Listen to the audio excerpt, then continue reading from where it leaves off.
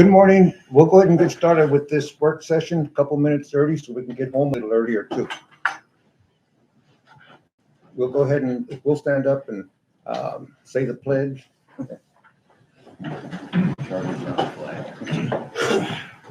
I pledge allegiance to the flag of the United States of America and to the republic for which it stands, one nation, under God, indivisible, with liberty and justice for all. Yeah, we'll go ahead and have a prayer. I'm sorry. Would you lead us? Lord God, Heavenly Father, we thank you for bringing us together as the council and staff, Lord, as we look at our CIP plan for this year. We ask for special blessings upon our mayor, Lord, who does wonderful things for this community, Lord. We ask you to please be with him at this time and grant invoke his arms around him, and we pray for him in a special way. And we pray for all of our staff, Lord, that we're all open-minded and we accept everything that we have to say today and get it done for the CIP. We ask this through Christ our Lord. Amen. Did we have any comments from citizens on agenda items? Non-agenda items? Okay, then we'll go ahead and move on to item 7.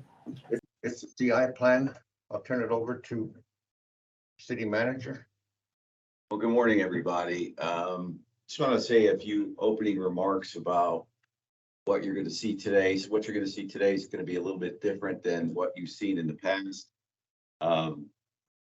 As a result of a series of things that have occurred, like inflation and so on, I decided to kind of revisit the CIP and try to look at it from a different standpoint, both in terms of how we present it, but also how we're approaching it. So basically there was a CIP group that convened all the time, and what they did was review the projects that were in the pipeline, how the funding was doing. So I piggybacked onto that group, brought in city manager and brought in finance, and began to take a look at the CIP from the ground up. And one of the first things we tried to look at was, how do we get projects done? One of the issues that, I've got phone calls on is where are the projects, particularly things like parks, like how are we moving forward with the project? So one of the ways to look at that is to look at it and say, well, if things are not happening, why are they not happening? So there were several things that we talked about, things like supply chain issues, no or low bidder counts, internal staffing capacity for things like design and construction, the impact of inflation and costs on the projects. And then, of course, also we looked at the internal process. Basically, how does a CIP project go from, okay, we have a design idea in our CIP to, okay, we built this project out in the real world. So as part of that process, we also looked at our revenue estimates, or our estimates for the projects, and Gabe took a lead on that, basically saying a lot of these cost estimates that are in the CIP have been there for quite some time. Obviously, the world we live in has changed significantly. Inflation has had a significant impact. And so Gabe has been taking a look at and trying to devise a method whereby we actually look at those estimates and see, where are they today relative to where they were when they were created. And of course, as you know, some of them have been around for a very long time. So we took a look at the estimation process. The other thing we looked at was something to do with prioritization. And you'll see that in the presentation today. Projects have received scores. One of the issues is the CIP, not unlike our annual budget, is, well, a budget, right? And so what is a budget? A budget is the distribution of limited resources. So how are we looking at the capital projects that we have and saying, what are our priorities, right? Because we probably can't afford everything, which we can't. And in light of the fact that inflation is making projects cost more, which means even the ones we already had may be reduced in number, what's the methodology by which we say, here are the projects that we think we need to do? And of course, as part of that process, and I think you're going to see that more in the way we present today, because it's geared more towards not looking at specific projects, although we can, if there's any projects you want to look at in particular, we can. But what is council's vision, and how does that vision and the community values impact the CIP projects that we select? Right. So a big part of that prioritization process is your vision. You know, we're talking a lot right now about things like recreation. Well, we've got a lot of balls in the air right now as far as recreation goes. So how do we approach that, right? Not just in the current budget cycle, but over the long term. So what's the vision and how these projects would play out over time? A lot of projects are multi-year, but if you look at things like bike paths, they're by definition multi-year and can be long processes. So again, what's council's vision as it regards the projects that we include in our CIP? So as I said, you'll see in the presentation today, it's going to look very different. We're not going to go through every sheet, but we will address any particular project you want, or if you want to go through every sheet, we can do that too. But the sheets are there. And so part of us trying to get at some of the things I just talked about, such as the council's vision for where they want to go, it really becomes important that we package the information in a way that you can see it programmatically. So in addition to all these process issues that we're talking about, one of the things that Rob has done is to try and take our CIP and group it in ways that are reflective of the programs that we provide. Now, in most instances, that'll be fund-based, right? Water is going to be water, so to speak. But if you look at things like the general fund, well, there are different areas in the general fund. And in fact, there's a whole discussion we'll have about things like the airport. So again, the idea is not to look at it from the standpoint of just numbers and funding and kind of accounting, but it's to have the council look at the CIP as a reflection of what they want to do in the community and how they want those values that they have, their vision, to be reflected in the projects that we ultimately build.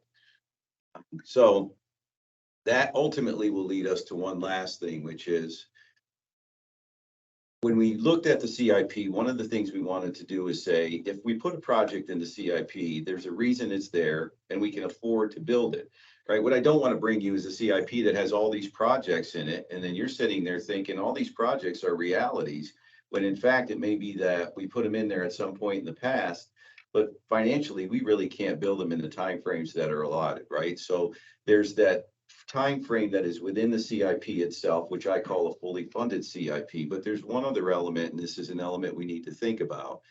And that is, even if we fund this CIP, we have to ask ourselves, in terms of the infrastructure that we have, water, sewer, buildings, streets, whatever it is, even at the funding level, if this CIP is funded, does the current funding level and the funding levels going forward allow us to do those things, streets, buildings, in a way that maintains that infrastructure in a healthy way? So again, there's a difference between those two things. I can fund the CIP over 5 years, but if I don't have a full understanding of the cost of doing business for any one of those service areas, whether it's water or buildings, how many buildings do I have? How many square feet are there? What does it cost per square foot to maintain? How do I rotate through those buildings so that I'm painting the walls, I'm putting in carpet, I'm changing out the AC units? My streets, am I maintaining my streets in a way that they're healthy so that I don't have what should be an operational activity, sealing and so on, turning into I've got to redo the entire street? So there's that other aspect of it. And of course, this idea of funding the universe that you're dealing with, whether it's water or anything else, that comes back in part to our revenue streams. And in the case of the utilities, it comes back to things like rate studies that say we're looking over the long term and we're funding these activities in this infrastructure in a way that maintains it in a healthy fashion over time. So anyway, I wanted to give you that brief introduction. I guess that was sort of brief. Just so that you can understand that you're going to see this being presented in a different way. And the way it's being presented was the result of a series of discussions and a lot of thought and a lot of effort by several people to try and give the council a better angle on these projects and how to look at them and what you really want to see in the CIP. So with that, I'm going to turn it over to Rob and to Gabe, and they're actually going to run through the presentation. Obviously, at any point in the presentation, if you want to ask a question or anything, feel free to jump in. And if there are any projects that you want to look at, you do have the sheets in front of you. Just find a page and let them know what number it is, and we can flip to it and we can have the department heads address it.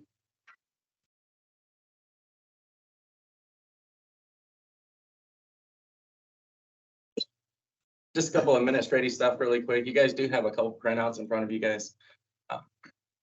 One of them is actually a copy of our presentation today. You should have every slide that we're showing. We did print it out in a way that it was note format. So if you guys want to take some notes, jot some stuff down, write some questions if you guys need be, that's one of them. that you'll have. The second one is kind of John's point. Those are the detailed sheets that we have for every one of our projects that we're proposing today. We'll kind of get orientated to what that actually looks like here in a second, but at any time that you guys want to look at one of those specifically, we can open those up and find those with a little bit more detail, or obviously the department heads can jump in if they want to fill in some of that information.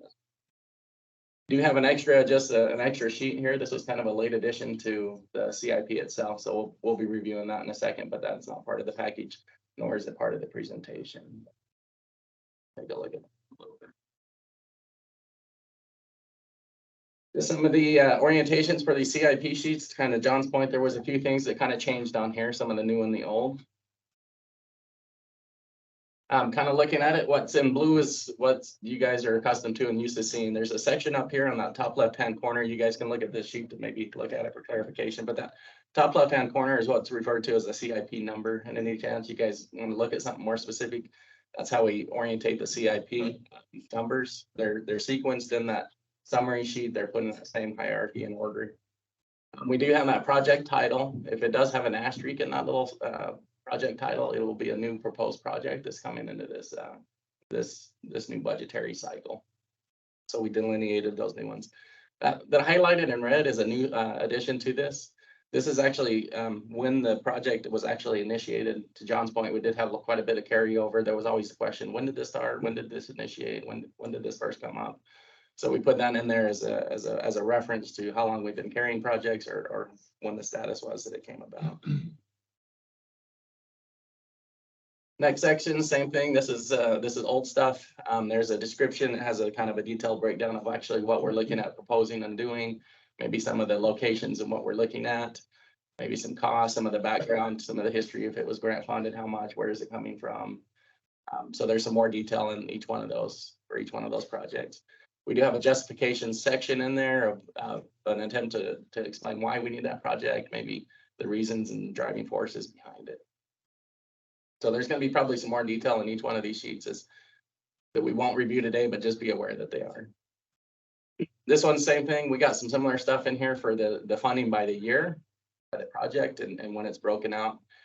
And then the same thing for the block right below it. It's the same as what you guys are accustomed to. Then is the funding source where we're projecting on getting that revenue from, whether it be from grants, SERF, CARES, whatever it is, right? General funds. So that's what the proposal on where the funding's going. Did put one more new section in here. It's at the very bottom here.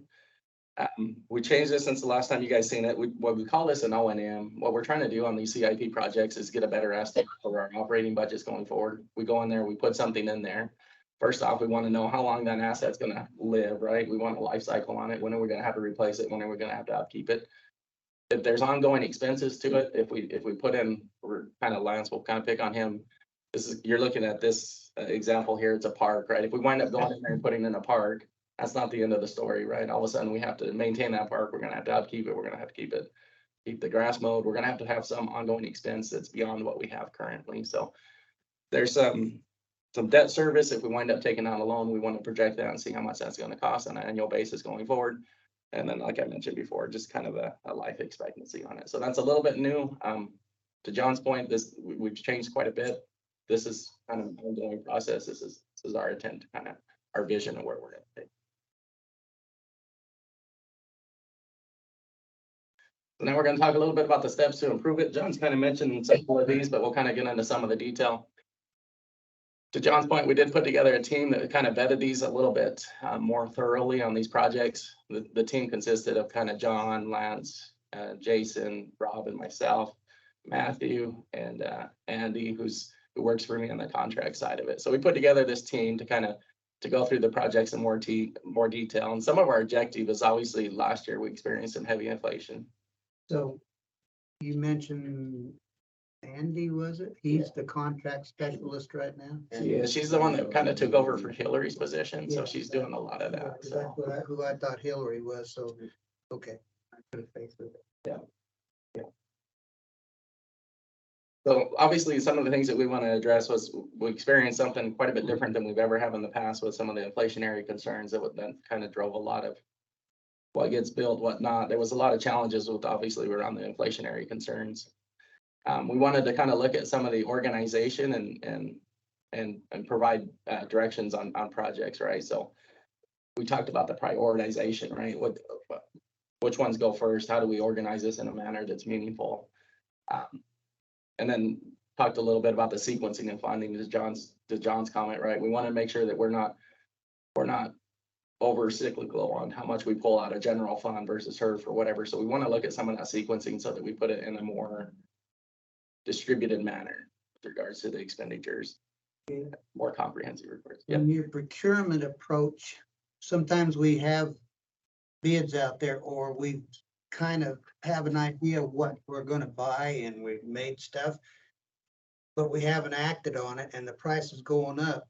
And it seems like you guys' hands are tied in there because you have to come back to council to act on that. How can we adjust that to give you the leverage to be able to act on something like that? I've heard it's been a problem in the past.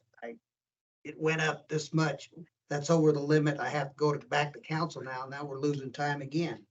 So how can we get around that or get with it? I think that's a really good discussion. If you give me about 3 slides here, Okay. we'll jump into that exact same point. Oh, I get it here. Sorry. No, it's all good. I like it.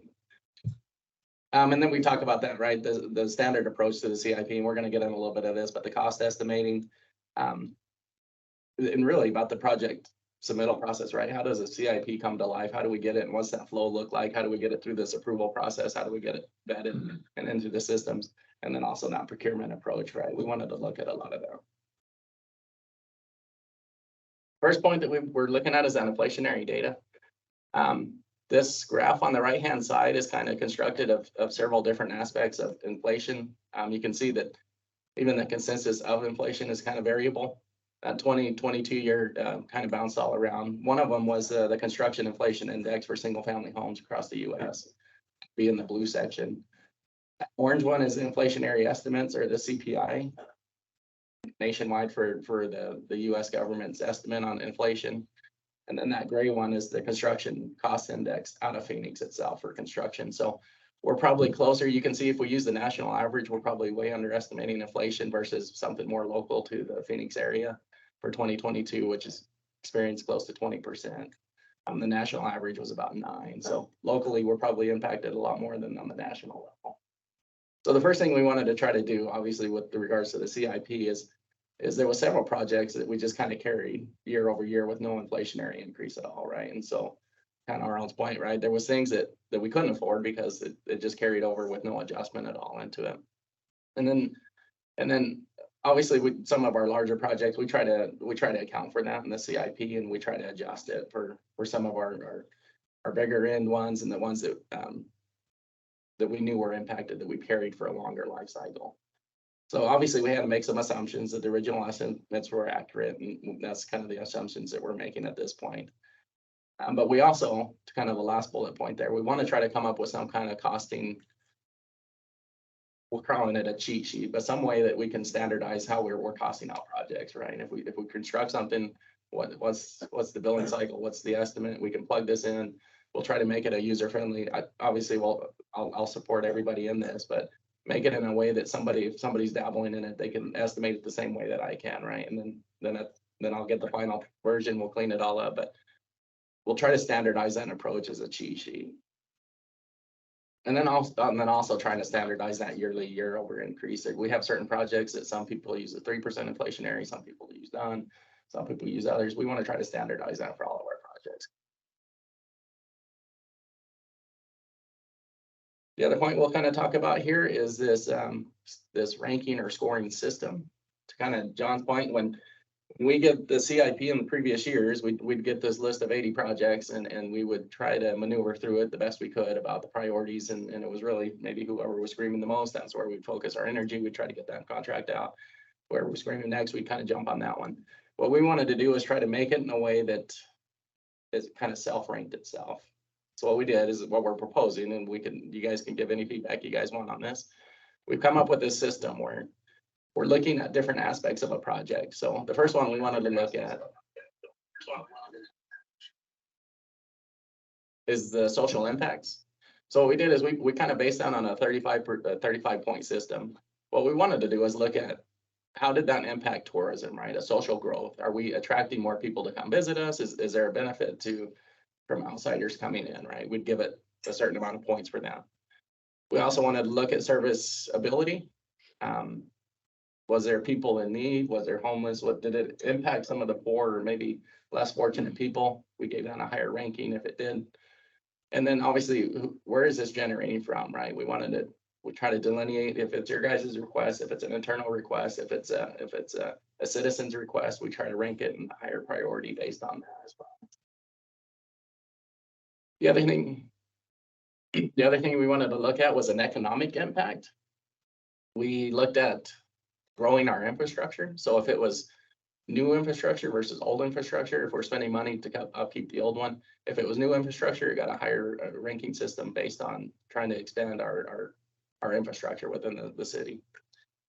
We also gave it a bump and point system for if it generated its own cash revenue. If it can self-sustain, it was a higher ranking system. And then the other thing we wanted to look at within the economic impact is kind of what we call a time sensitivity, right? Is it a must have? We have to have it now. There's a time limit and a time restraint on it, or is it something that I put it as a want category, right? It's something that we really need and desire, but the time flexibility on it, we can do it whenever. We also wanted to kind of look at, we gave 50 points for the funding source, whether or not we were spending this as a grant. If we got grant and external funding, we actually gave it a higher ranking system. We get 50 points for it. It's our heaviest weighted one. So if we're getting external grant sources to us, we want to put that as a priority. There's usually restraints within it. We have to spend it in a certain amount of time, but we also want to make sure that our projects are being vetted through that prism, right? We want to make sure that we're going out and trying to find grant funding. We want to make sure that that's what's going to push our ranking system, right? So that as we get CIPs, we want to continue to look for external resources. Is there any one person or who actually concentrates on grant funding? Who reads, who sees on what's on the horizon? So currently, right now, the way that it's set up is there's several entities. A lot of people within their own departments look at grant sourcing. I know several of these guys in here as department heads have applied for a grant at one time. Matthew spends a lot of time looking at the grant sources and funding. To kind of John's point, as this grows and develops, whether it makes sense to actually make a certain person or certain knowledge, like a certain department responsible for that, I think that kind of grows and develops as we go forward, right? John, if you want to jump in at any time, feel free. I don't know. Yeah, right now, basically, it's department-based is the simple answer. But we find ourselves in some unique circumstances right now because the federal government obviously is putting a lot of additional resources out there. So, in a past life, we actually had a grant administrator and that's what they did. And we may look at doing that now. I mean, if you put a grant administrator into your budget, right? One small grant and they paid their salary, right? But then they could spend their time literally being proactive, going out and looking for grants, right? So right now there's stuff like VIL, which is big infrastructure grant stuff. So for example, Jason has been looking into that. You supplied some information. We talked to Gail, right? And so it's really department based at this point. And wherever these larger grants are popping up, staff has been directed to look more closely at that and understand those processes. Because of course, some of these grants are really complicated, but there are resources out there to help you through it. So at this point, it's department based and it has been for a while. Yeah, 'cause the grant writing apparently is an art in itself. It is. So I want to make sure staff has help in doing this, not that they can't do it on their own, but Right. And then don't they forget, get once it you off the ground, I know. yeah, and then you have to implement, right? So somebody has to monitor them. What are the strings that are attached? What are the requirements in order to make that grant be used to get your reimbursements and so on? So right now, all of that is really based on the departments and then looking into whatever's relative to their activity. Right, and on that part, on some of the grants, there's always a cost to the city afterwards. Now that's looked into also. Yeah, our cost sharing part of it. Yeah. Yeah. I mean, and it could be over a period of time, not just a one-time deal. It could be from here to. Yeah, generally speaking, the upfront costs are going to be a match if required, right? Which is what we usually come to you. So oftentimes grants will become, especially with airport, new grants become available. So, it's usually a 10-to-1 ratio on those. So it's a real good deal because for every dollar you get 10, right? Some of these other grants will be also like that, which is why I was so concerned about fund balance in the general fund, particularly right now. So if you look at something like BIL and I go, oh, I want to do a road, right? So we're fairly strapped in terms of our HERF, right? So if BIL can give you $6 million to do a roadway, right? But you got a 20% match. Well, that's a big chunk of money. Where's it come from? Well, you got to have money in your general fund above your balances that are required in order to make that match. So there's different aspects of where you would come in and meet that. And usually the bulk of it is on the front end where you do an actual match to the grant itself. The other part of it, and Gabe alluded to this a little bit in the way we reconfigured the sheets, is once we've built this project, we now have maybe additional costs to us over time, the O&M. So we've got the park, which is fairly sizable. Well, if you're going to increase your park space by a significant amount on Lance's side, he's thinking, how do I seed grass if I have it? How do I maintain it? Do I need people? So there's that additional cost operationally that we would have. The last thing that we kind of put in here for the ranking system was this risk or impact. Whenever we kind of did a project, we want to look at how many number of citizens are we impacting, right? We don't want to do a project. We don't put a project as priority that only impacts a handful of people, right? We want to make sure that we're putting our resources to the ones that impact the most people. So there was a 30 points assigned to this risk or impact. So the ones that had the most citizens impacted or exposure to that project for a benefit, we put as a higher ranking. We actually looked at the cost exposure to that. If it was a low cost item, it actually had a higher ranking. If we can spend a little bit of money and get a good impact and move on from it, it got a higher one. If it was a larger project with more complexity to it, it got a lower ranking just because it's going to take a lot more resources to get done. And that kind of alludes to that last point as well as the complexity of the project, right? If we can get this done with less than a month and we're going to do it, we're going to do it quick, it got a higher priority, gets out the door.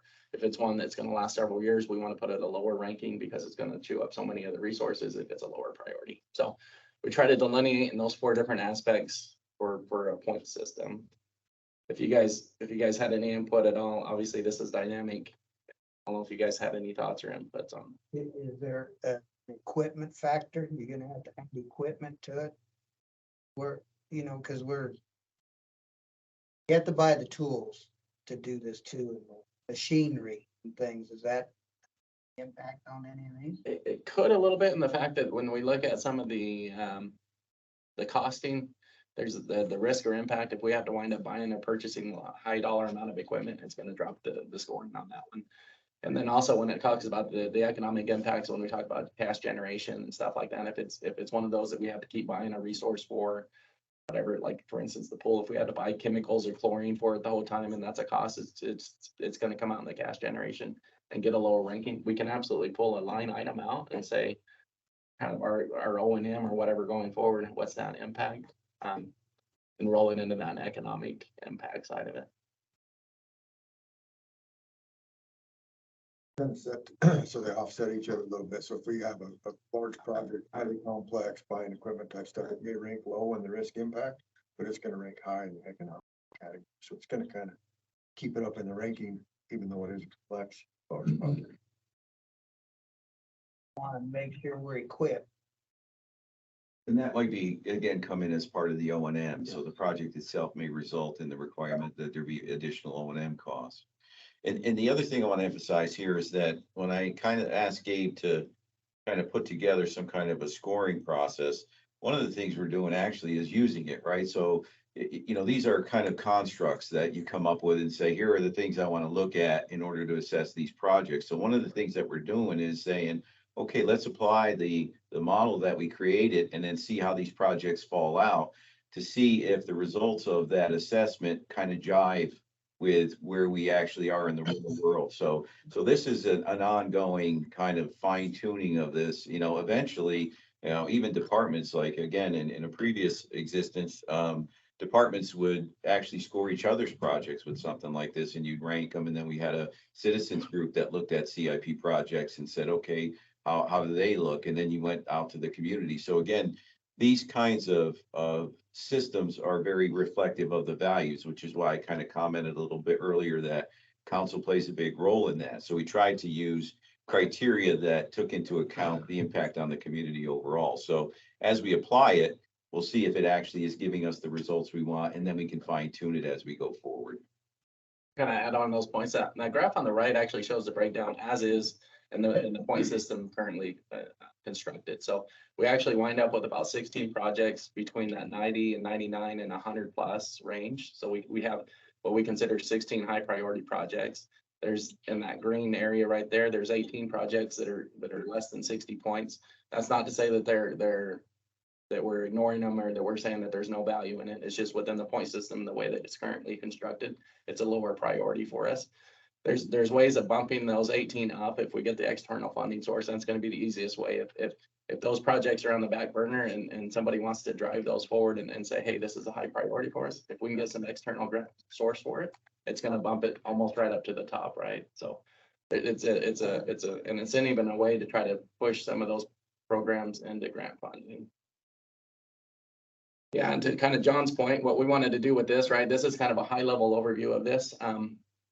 There's very finite points to it, right? So when we talk about how many people did it impact, it's not just me saying, well, put that number in there, right? I try to put it as a finite, it impacts less than 500 people, 500 to this many people. So whenever I rank it, it should be the exact same thing as when Jason ranks it or whoever goes in and plays around with it, right? So there's some very finite structure in there. It should standardize everybody. It's no longer subjective of what I think or whoever else thinks, so.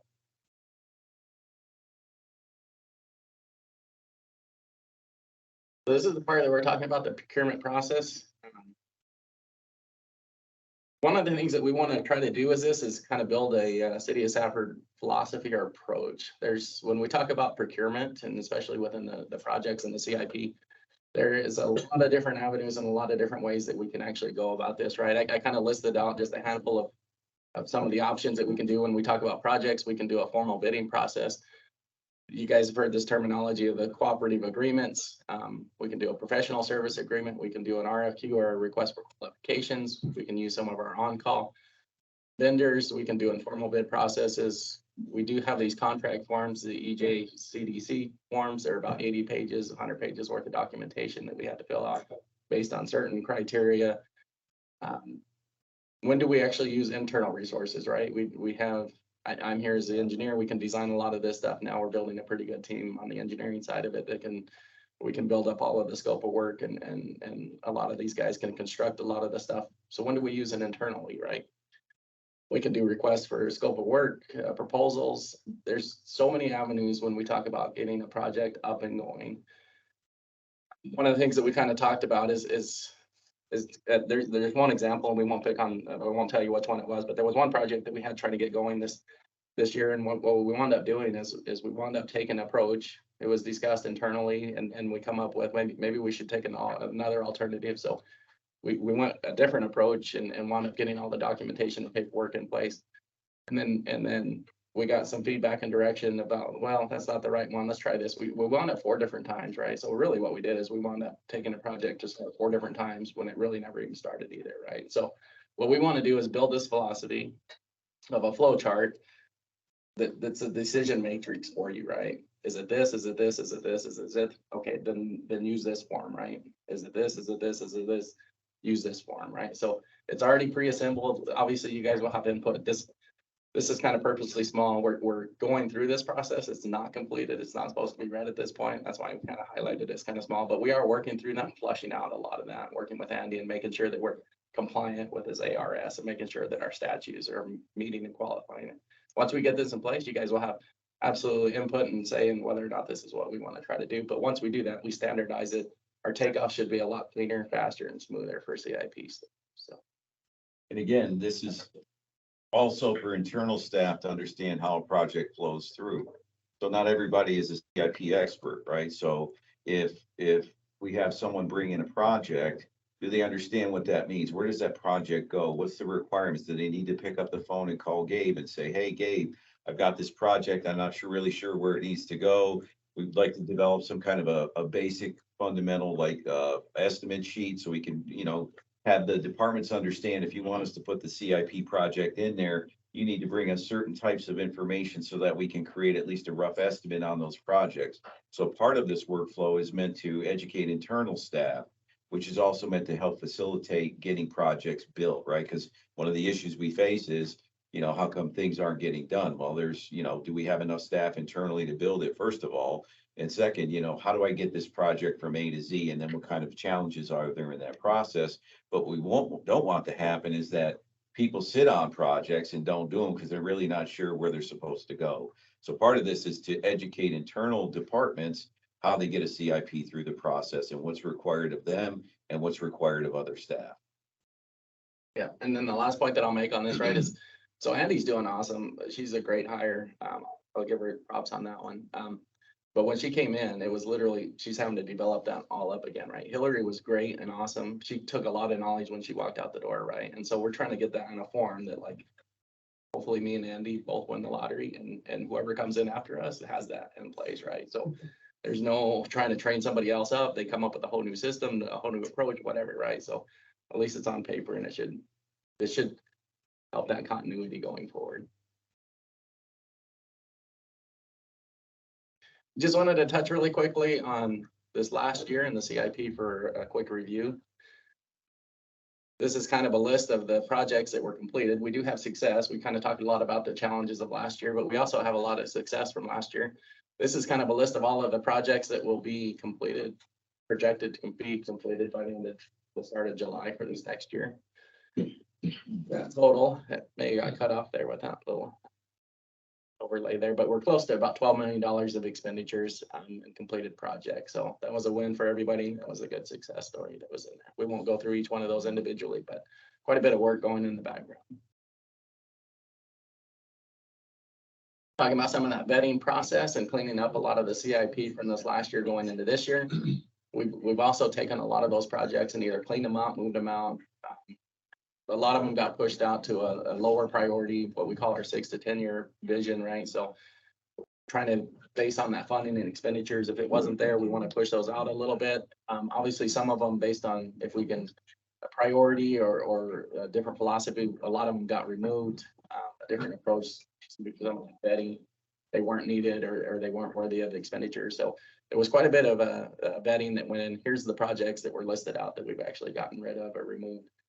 Some of them were classified as CIP and working with Rob, making sure that those actually got moved back into operational stuff. It was just a lot of cleaning up of the CIP itself. If I may add onto that, Gabe, so we moved things to operations when they truly were not a capital expense. So I'll just highlight one of them there near the bottom, Fry Mesa Water Expansion. Well, that sounds like it's a capital project, right? You're going to build something or perhaps putting some infrastructure in play. But actually what that project was talking about was some very early on operational elements to determine whether it would be feasible. So it really was not a capital outlay, if you will, that then would become part of our CIP. So most of those elements that you see that are moved to operations budget were that type of expenditure, where if we might go around do monitoring for gas leaks or gas line replacements, that's really an operational issue. Now to fix it would become a capital item or a capital project. So we wanted to make sure there was that delineation. So when money wasn't spent in the CIP, maybe it wasn't spent because it was an operational item that was not of a priority in that particular year. So we didn't want to muddy up the CIP with something that wasn't CIP. So that's the reason why it was moved out.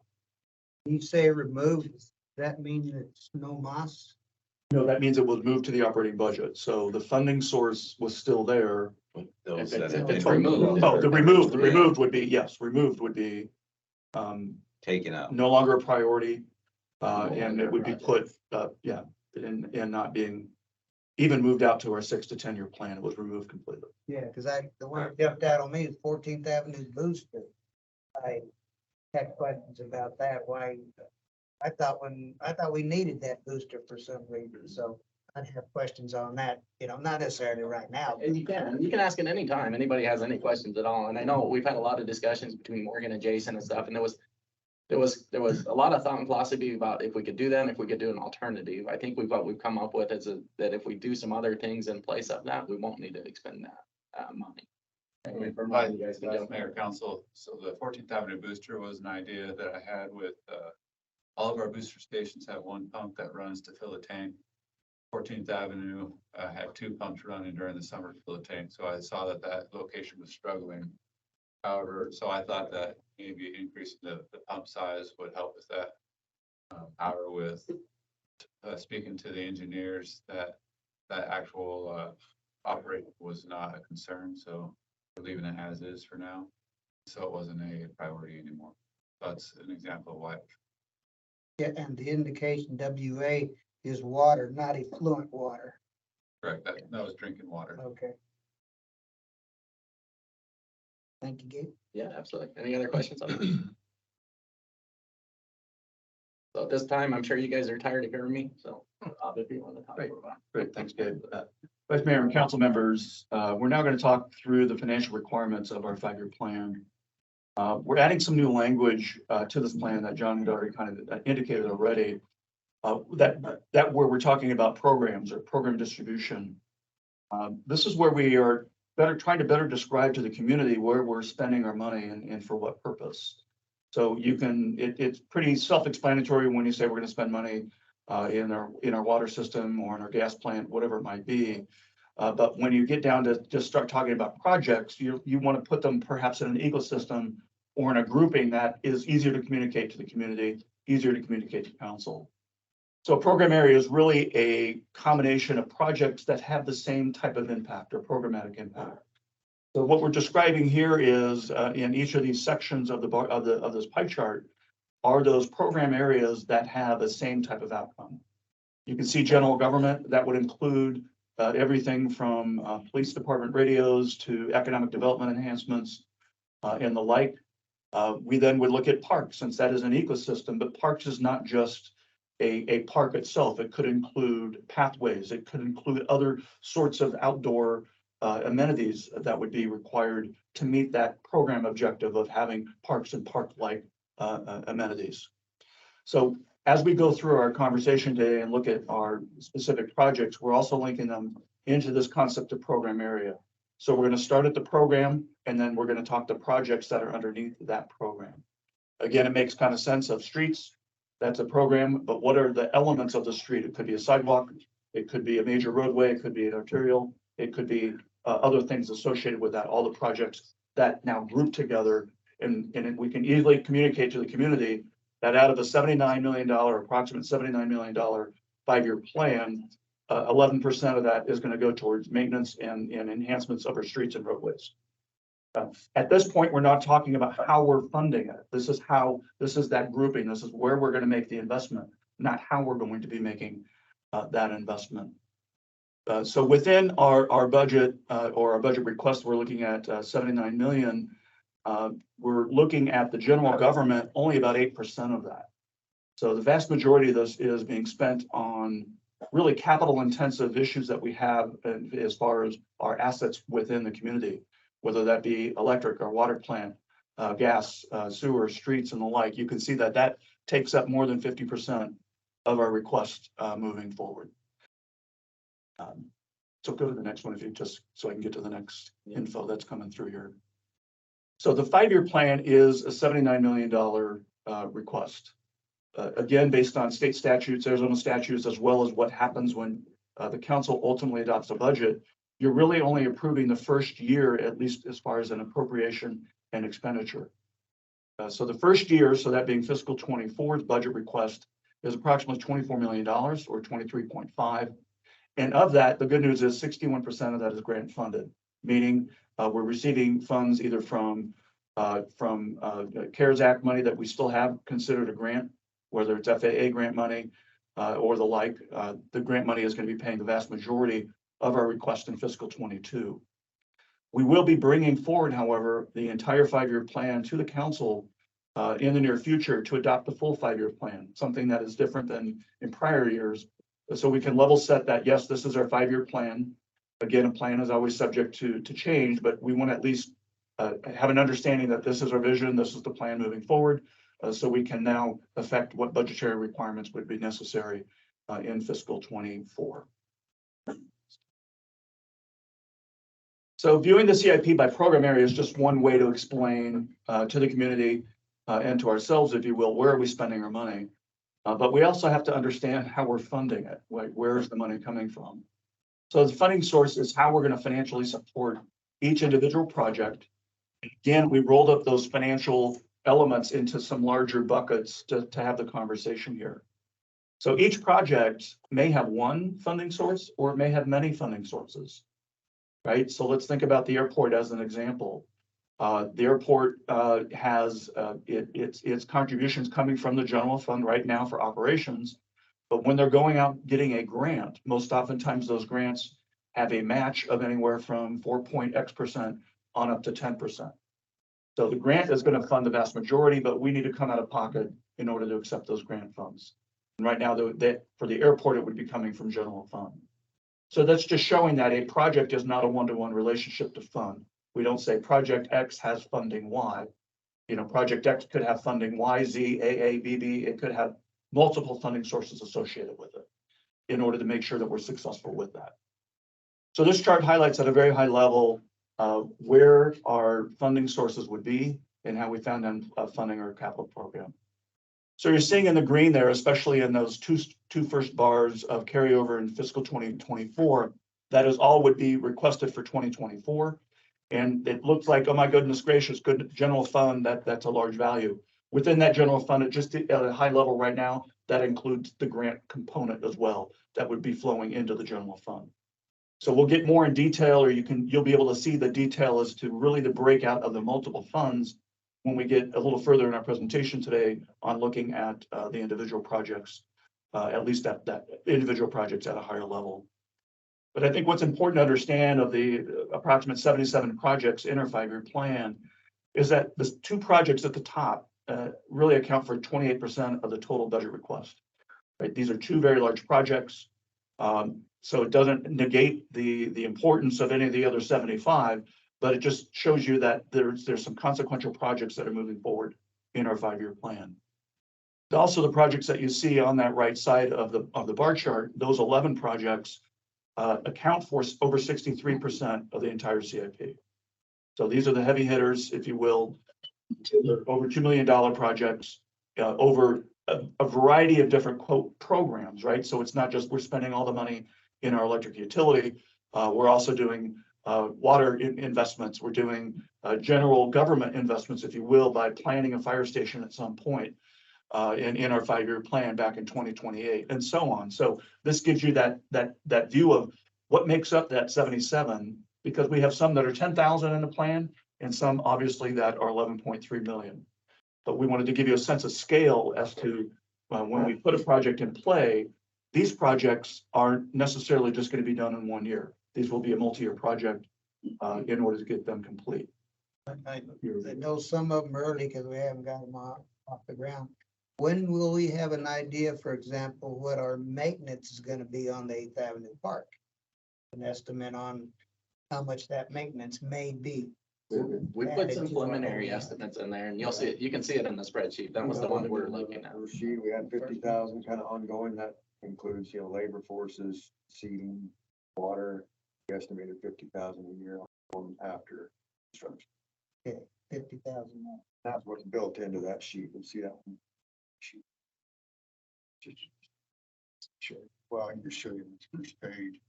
Go to your So we office, changed, take me by the hand. so the new CIP form, This form, this is actually that park itself, 8th Avenue Park and down here. You want to just go to the projects Yeah. yet, Lance? Well, Is if there- I can. I don't want to sidetrack the meeting. I just, No, I think we can get there. When we get to that project, we'll show you that, yes, this is consequential and it's net new, right? It's not replacement. So if it's net new, that does raise the question, how are you going to afford the ongoing operations and maintenance of that? So when that happens, we work with the department head, we do the estimates to say, what is it going to cost to operate that park? What is it going to be year over year? Do you need to buy equipment? Do you need people? What are the utilities expenses associated with it? And we'll go through that when we get there. We then take that amount and plan for that when we're building the budget for when that project goes live. Let's say it goes live in fiscal 25.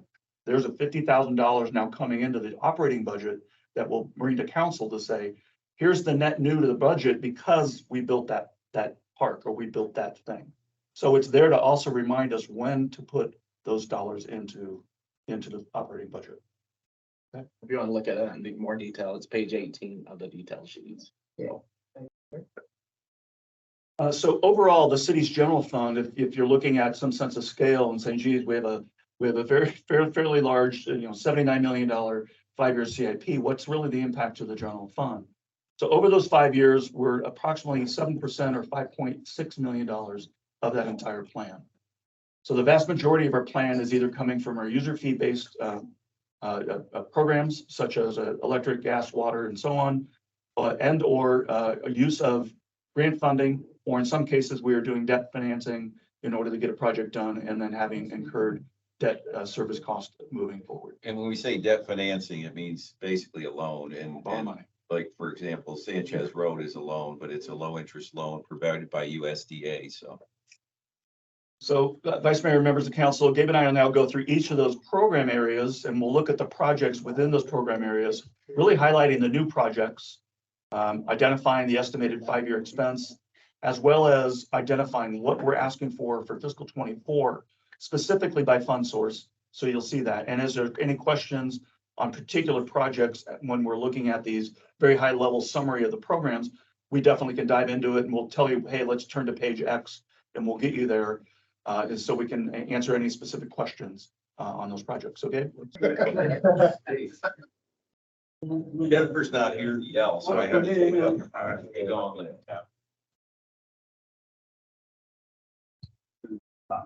We'll do the odd slides. Yeah, I'll do the slides.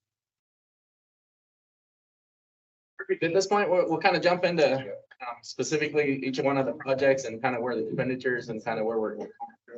I guess before we get kind of going into that, obviously, if you guys want to thank Tammy for breakfast, you can hook us up with a lot of that. So appreciate her IT fixing up all of that stuff. Thank you on now, Gabe. Thank you, but next time we need chorizo and egg burros. Small things. There you go.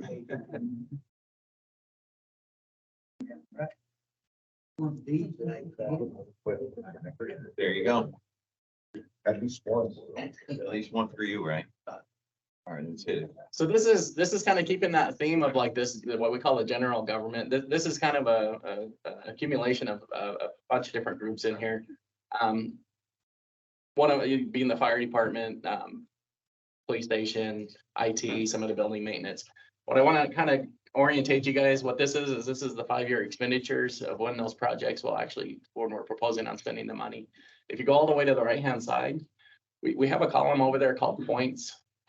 This is actually the ranking and how it fell out based on our criteria that we discussed earlier. The higher ones being in green are the higher priorities.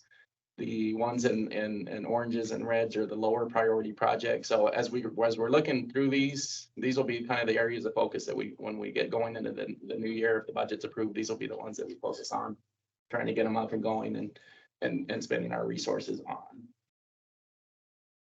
So if you remember, when we introduced those slides, anything that had that asterisk was a new project. So when we talk about this general government criteria, we actually wind up having 4 new projects in here, and these are the ones that we'll kind of discuss, maybe highlight a few more. And then if you guys got any specific questions on some of them that from the older budgets, if you guys want to look at any of those, feel free and we'll jump to those in the detail sheets. But the first one that we want to talk about was a new project.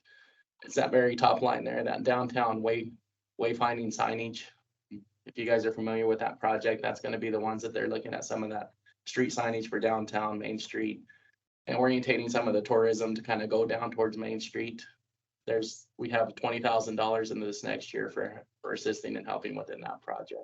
You on that, talking about Main Street, I know it's been mentioned a couple times, but is there any way of getting rid of those stop lights and moving them, like say maybe to Relation and just put 4-way stops there? Those stoplights they aren't equipped for a relation size intersection. Those are more of a downtown here. Well, could they be sold to another city and just put a 4-way stop? In other words, to get rid of them? So you're not happy with the lights, I take. One thing we could do is, and if you guys are up for it, I mean, right now they go to blinking red at 10 o'clock at night and blink all night red. We could leave them blinking red all day long if you wanted to go that route. That's one option. That makes it a 4-way stop. Yeah. So we don't have a project specific to that, but to Lance's point, they're not interchangeable with what we're looking at on Fonia. So on those lights though, Lance, are they Are they triggered by vehicles coming up to the line? No, they're on a timing system. They're not very long. Isn't that a way we could do it? Is there any additional infrastructure we could put in? So if no one's coming on the side streets, then the main one remains open. We could look into putting some in there to trigger them if it stayed open, and have something in the ground or Yeah. a camera system that would trigger them. Maybe we could do that so you can create a more easy flow. I don't know how much, work tearing up the streets and all, but I Well, it would mean, be quite a bit of tear up unless we did a camera system that. I don't know how expensive that would be. Why don't we look into it? We can look into it. Okay. There's other options there, but those lights aren't something we would tear up and put it. Wish we could, but The next project that's highlighted in there is a new one, is an emergency radio upgrade. This is a new project that was added by the police station. This is an upgrade from their current analog digital radios to a digital radio. It'll be both for the car replacements and then the personal use radios. This is anticipated to be 100% grant funded, and if we don't wind up getting the grant funded, we'll probably wind up maintaining the current system that we have. You guys, any one of the department heads can jump in at any time that you feel like there's value or I misrepresented it, so. So currently, we're just waiting on the response from the grant funding to see if it's gonna be a go. Our analog system does have to be, because the entire dispatch system is being upgraded to digital, so we will have to upgrade at some point, whether it be through grant funding or through general fund. And if we do that, Brian, is it gonna be at the same magnitude that we're doing now? We would have to evaluate the current system, what we have as far as digital capabilities. So it wouldn't be probably this total project, but it would be probably a good portion of it, especially for the mobile in-cars radios. But council members and Brian, it could be pushed out a couple of years or a year or two based on the timing of the county's change of their infrastructure. Well, we have 18 months is our time limit on this. That's what I was gonna ask. That is tied in with the county. So the timing here is based on the grant, but if all of a sudden it needs to flip to general fund, we would then look and come to council to say, do we need to flip use of contingency, or could we delay it into 23 and budget then specifically general fund for that project? Right. Right, and the driving force behind this is going from analog to digital. That's why you're replacing the equipment, because the system is going digital. This was not Mark said he included. needed a couple, he thought this was included, so. No, this If does you look not at that, include it's fire. been included in this, I'm sorry. if you look at including that in your grant. Well, if it goes to general fund, then we could include it at that point. If we leave it, if it's grant funded, we could probably take the current ones that we have and move them over to fire. But the grant is based on border security. So fire does not qualify for the grant. So that's not their own project yet, work there. But if it converts to general fund with the grant government funded, yes, we'll add. We only need like 3 Yeah, you can. truck radios, so I increased my budget to cover. Yeah, okay. There's 2 more projects down here towards the bottom. The first, the one that we'll talk about. If you want to just point out how that ranking comes into play on that one specifically, how to get such a high number? Yeah, so when we talked about that before, right? So within 50-point system for anything that's grant funded, we're assuming this is gonna be a grant funded, winds up getting obviously closer to the 50 points, right? And so you can see that one's been elevated up to a higher priority ranking system, right? So that was the encouragement. If anybody, like if there's lower priority projects, if there's somebody has a favorite in the race, then you want to increase it, find the funding for it, right? That's kind of the incentive. So a lot of those will be externally funded, grant funded. The other ones in the IT department are as well. I know Sam's got a couple of them in there that are grant funded as well. That gets the higher priority and higher ranking out of it. The 2 on the bottom there is that the first one is that MIOC, our building here for building renovation. Jason's kind of led a lot about the front reconstruction area up there. We put $20,000 into this next coming year to kind of finish out some of that construction. A lot of that will be just, you can see the carpet transitions and different things. This room right here, we've kind of renovated up. We're kind of getting better shape, but you can see that there's still probably some painting on the walls, some carpet stuff in here. There'll be a few little miscellaneous stuff that we put into there for renovation. I talked to Jennifer. At first, we thought they were putting up that glass so that she could be protected from the public. But come to find out, we're protecting the public from her. Good thing she's not here. I She won't gets a little relive it. rowdy every day. Yeah, that's why I said it, because she's not here. The last one there is that Chamber of Commerce roof. I know you guys are aware of that one. That was the one that we took to bid, and then we'll wind up going to a more local bid on that one as well. So we wound up spending that out as its own standalone building maintenance project. So we round that out as $100,000 this coming year if we can get it to bid. Vice Mayor, members of the council, if I can just highlight one item. So in this entire 5-year plan, everything we're bringing to you today, we say we can fund given current understanding and current resources. With the fire department or the fire station there, I know that's been on the books for a while. We have been banking some dollars over time in the general fund. Currently, that project is sitting to be general funded. But if those dollars aren't there, if something changes by the time 2028 comes about, that very well could be something that would be debt financed. But as it stands right now, we're showing it as a general fund related project, not any grants. If grants were to come up, certainly we would look to apply and assign them to them. But really the biggest project here is that fire station, and the funding source right now is general fund, subject to availability at that point in time in 28. Are we pulling in the fire district to help us with some of that? I believe we would, especially if we're looking at sharing in those expenses based upon the IGA or contract that we have with them, or if it needs to be financed in some way as they're sharing in that debt service cost over time. And there would be. Right, much like we're doing today with the equipment or the apparatus. But my question on this, and again, this was on the books when I got here is, and of course you can see it's like amongst the lowest scoring, if not, well, it's the lowest scored project. I personally would like more clarification on this project. Like, what is the need that we're meeting?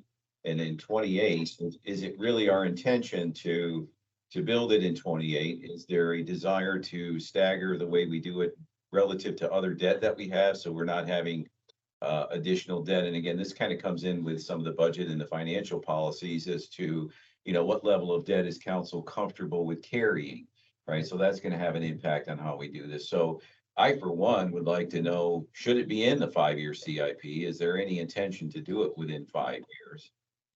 And if so, what is the need we're meeting, and how are we comfortable with how we're going to pay for it, given our current exposure on debt? So that's a conversation I'd like to have a little bit more explicitly with you, just to find out, are we really shooting for 2028? Because I think one of the things that we're doing now is we're paying debt service on the police station with our property tax. Whatever's left, we're putting toward the fire station, and it's like drip, drip, drip. It's a tiny amount of money relative to the cost of the project. So is it our intention to actually build a fire station in 2028 is kind of the question that I have. And we don't have to answer that question today, but it's something I want you guys to think about. In a Constantly just moves to last year. Exactly. And the whole point, again, of the way we're doing this, remember, is trying to build a CIP that actually is going to happen. And so if it is our intention that the fire station will happen, but at a later date, we can have it as part of the appendix of projects that we pulled off, but are still in play, kind of a quasi 10-year CIP. Some places will do a 10-year CIP, so that we can plan accordingly financially as to what are the triggers and how do we plan in advance? How do we know, we got to plan the design, where's it going to go, all that kind of stuff. So again, a conversation that gives us a much better idea of when do we actually feel like this project's actually going to go forward. We're planning on doing the fire station once we satisfied what we owed and the deal we made with the county with the police station. But after we paid for that, then right away, we was gonna get ready to do the fire station. After we paid for what? When we made the trade for water and back and forth for property for the police station and stuff, we were gonna, and that's where we extended out to the 1-cent sales tax and all that. Once we satisfied paying for all that and our deal with the county, I thought it was 7 years. Then we were gonna do for sure the fire station. Okay. That's All right. why we traded properties with the church and all that kind of stuff. Yeah, no, I knew we were using the church property. I just wasn't really sure on what the triggers were for us to actually build the fire station. That was one of them. Once we satisfied our deal with the county, We got Moving some to that. things that we need to talk about as far as getting to 28. If that's what our plan is, then we're obviously gonna use that building for our library expansion area. We've got our yard 2 that needs to be located. Just a lot of stuff that needs to be figured out in a short amount of time in 2028. Closing off the alley and, Yeah. well, putting it together, the alley. we Right, talked so about. it'll give us an opportunity, if 2028 is truly when we want to do it, looking at our debt service schedule, our revenue streams, and looking at all the logistics that go in advance, then we can start to plan and make that stuff happen now. Because it just keeps moving, and I'm just like, Yeah. are we just waiting until we're done paying for the police station debt service, which is obviously out a number of years? So again, it's probably a conversation we should continue to have so we get clarity and so we can start making things happen that we need to make happen so that we can move forward in 2028. And I'm assuming there's going to be a design phase, which probably will precede the construction phase. So does that mean, in that sense, if this is a real number, should we have something in 2027 to start design? Been on design 2 different times already. We got the projects on top. Still landing. I had It is any- already pretty. yeah. So anyway, it's a good conversation to have so we can shake some of this. Some of the reasons for building one have not gone away, but they've been put, I mean, when they bought engine 113 and 119, they were told that's the last time you can buy a truck that will fit in the south side of this station. So everything else has to go in the north side, or we have to build a bay on. I mean, right now, I don't think we really need any new trucks, so that kind of puts it off the ways. Well, again, that's a conversation that we should have when we get, the full council obviously present. But I would like to dig deeper into that project so that we can start to trigger whatever things we need to do, design and costing a design, all of that, so that we can make this a reality and really get it going. Some of the reason that they wanted, I mean, the current council back then wanted the station off the city hall property so they could redo city hall. Right. And so that's, I don't know if that's still a priority either. Well, part of my idea was do some kind of municipal complex where you do fire and a city hall at the same time. Maybe we need to have that discussion, maybe in another work session. Yeah, I think at some point, again, with everybody present, I think we Figure out should- what the priorities Yeah. are today. let's dig deeper and figure out when we need to start moving on. The other thing I'll point out on this one, right, so this is our 5-year projected expenditures. Those first 2 lines right there is kind of looking at this next monetary cycle that we'd be looking at for the next year. So we'll dive into each one of those in the funding source and Rob will walk us through that. But yeah, those first 2 columns will be anything active projects coming into this next year. So And with your building maintenance, the American Legion is our building too. So I'm hoping that gets like that. I know they take care of most of it, but still, we're the ultimate owner of the building, so we want to make sure we don't run into the chamber thing. the other thing that I guess I should bring up is the fact that when we talk about this new project that we talked about right here, this is actually a new project that should be added to this list. This will be for IT and this will be the server room remodel. Right there in City Hall, we got some shower curtains that kind of protected our servers. That's what I'm hearing. From some of the roof damage. So we've gotten the roof repaired. And so this would be the next phase of rehabbing that. We got the new servers in there. Let's get that room kind of cleaned back up and patched back up. So. You wanted to add anything to that, Sam? Not really, it's just, we're gonna be doing sheetrock in the roof, because right now it's just this false ceiling, and so sheetrock in the roof and getting that more airtight would be a lot better as far as keeping the servers clean. And then also it's a lot more efficient, because that room has to stay cold. But that hole is how you're letting your heat out. And I guess some of that expenditures is for AC units. Yeah, and part of that project is for new AC units too, because they're getting older. So that will be added to that list. You do have that stuff. You want to walk us through this funding for next? So Vice Mayor, members of council, we're going to go through each of those program areas like I talked about already. So this is the general government program area was on the prior slide, showing you the full 5-year plan. And now we're distilling this a little bit more to show you what are we doing for fiscal 23-24. And then of those projects that have money to be spent in 23-24, where is it coming from? So how are we proposing that we fund each of these individual projects. So for the general program area projects for 24, it totals just under $1 million, and it's going to be split between the general fund of approximately 39% and then grant funding at 61%. So being general government, it kind of makes sense that it is a more of a heavier use of general funds.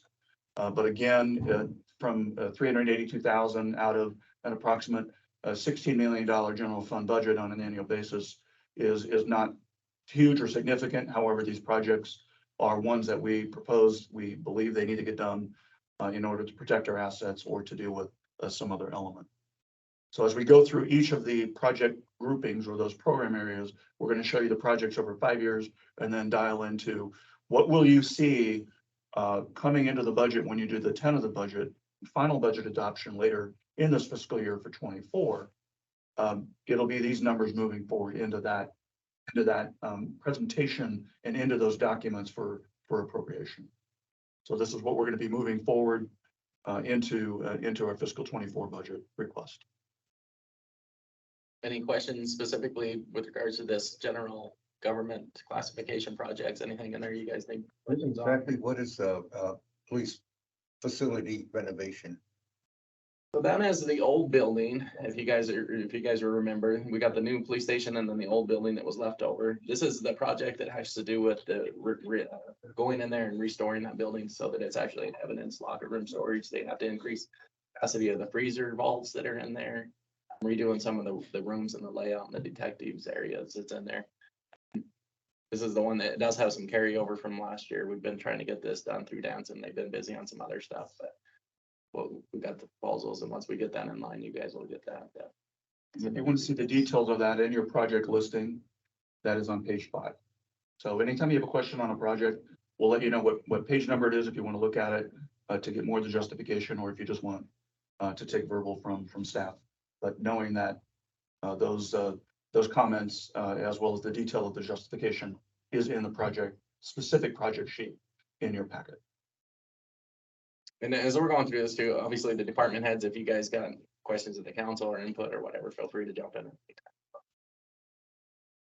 The next area that we want to focus on was the park CIP. With regards to this one, obviously those two highest ranked priorities that we have right now is the El Paso Park and then the 8th and Discovery Park. And so we'll continue to focus on that in this coming years. We did actually wind up adding 2 new projects in this area. This one is on the bottom there is that cemetery expansion. Some of this will be some of the work to actually wind up expanding that easterly area to the cemetery and expanding some of that footprint there. The next one is the annex grounds drinking fountain. We put $10,000 in there for accommodating your guys' request to get some of that for the area that the kids hang out with and getting some of the drinking fountain down there for them. The cemetery expansion. I might have seen the entrance in a later date, did I? The entrance is in this current fiscal year. We plan on having that completed, so you won't see it on here, the entrance itself. That one should be done by the end of June. So we got that one fully designed and he's got his guys working on implementing that design. So yeah, that one's in the works. It won't be a over. You're gonna see some paint on the ground and some cones over there for a little while, because we're gonna see how much they get ran over going in and out of there. But the entrance, I mean, they're 40-foot wide between sections, so it really won't work. It's just, we wanna get people used to it. And we'll start putting some infrastructure in there. And Vice Mayor, you had asked me about El Paso Park.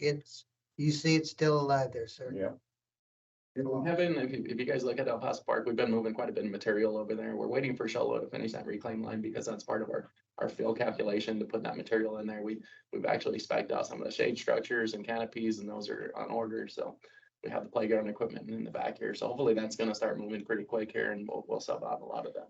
And again, that's a perfect example of what I was talking about earlier when I kind of gave the introduction. As it stands now, given current staffing levels, doing these projects like El Paso Park take an extraordinarily long period of time. So from where I sit and where it's possible, I would prefer we just contract these out and pay whatever is required to get the project done. Because you have 2 choices. One is you contract it out and you try to get it done, or 2, you increase your staffing so that you have enough staff to be doing maintenance and building things at the same time, because that's the challenge. And again, Lance, you can jump in there at any time. So projects like this, and even when we did La Tierra took a long time to do, and it's because we're, based on current staffing levels, when we try to do these things in-house, they're splitting their time between maintenance and construction. And so to my mind, any aspects of this that we can, contract out, even if it costs us more money, it's worth it if we can get the project up and running and get it done. We lost inmates too. We did.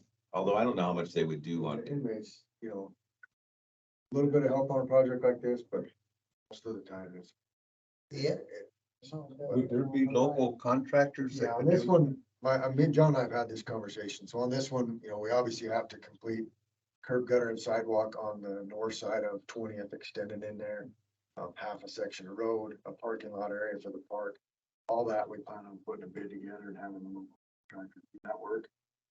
Some of the stuff that we want to do internally, just so we can save some money, is put up the shade structure, put up the playground, the internal plumbing for our sprinkler system. We'll contract somebody to build the restroom block work, just like we did at Glen Meadows. We contracted someone to do the block work on the restroom facility. And we go in there and put the lid on it, finishing touches. So it'll be a combination, but we're gonna bid out some of that project. You haven't heard this one in a while, maybe one more backstop. Got 2 and 3 in the back. We're ready. Whenever we've got a spot for it, we'll set it up. Okay. And it's gonna work out with Mr. Payne and the property and the fence on that one side? Yeah, we'll have to move that fence a little bit. Our fence goes into his property, but his plan is to put a block wall up there and help him.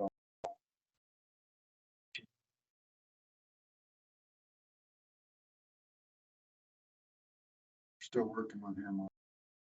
We're gonna have to get that 18th Street one.